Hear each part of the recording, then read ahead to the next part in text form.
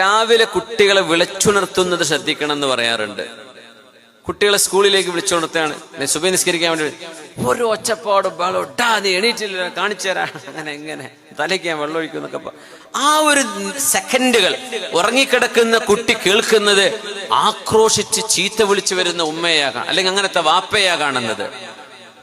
ആ കുട്ടിയുടെ ഒരു ദിവസം പിന്നെ അങ്ങനെയൊക്കെ തന്നെ ഉണ്ടാവുള്ളൂ എന്നാ പറയാ. നേരെ മറിച്ച് സ്കൂളിലേക്ക് പോകാൻ സമയമായി, സ്നേഹത്തോടെ താലോലിച്ചു. ഇതൊന്നും ഉമ്മാക്ക് നേരം ഉണ്ടാവില്ല. സംഭവം ശരി തന്നെയാണ്. അവർ ഉറങ്ങിണീറ്റ് വരുമ്പം തന്നെ നേരം വൈകിട്ടുണ്ടാവും. പിന്നെ ബസ് വരാൻ നേരമായിട്ട് ഈ കുട്ടിനെ കുളിപ്പിക്കണം, പല്ല് തേക്കണം, ചായ കൊടുക്കണം, ബുക്കും ബാഗും ഒക്കെ റെഡിയാക്കിയിട്ട് ബസ്സിലേക്ക് എടുത്തു കൊടുക്കണം. അതിനൊന്നും ഇപ്പൊ ഈ താലോലിച്ച് ഉസ്താദ് പറയണത് ഈ ഐഡിയ ഒന്നും നടക്കൂല എന്ന് ഇപ്പൊ തന്നെ നിങ്ങൾക്ക് തോന്നുന്നുണ്ടാവും. പക്ഷേ വേണ്ടത് അങ്ങനെയാണ്. പേടിപ്പിച്ചിട്ടല്ല എഴുന്നേൽപ്പിക്കരുത്. രാവിലത്തെ ഒരു ഉണർവിന്റെ അത് ജീവിതം തുടങ്ങുന്ന സമയമാണ്. സ്നേഹത്തോടെ നിസ്കരിക്കാൻ വിളിക്കാം.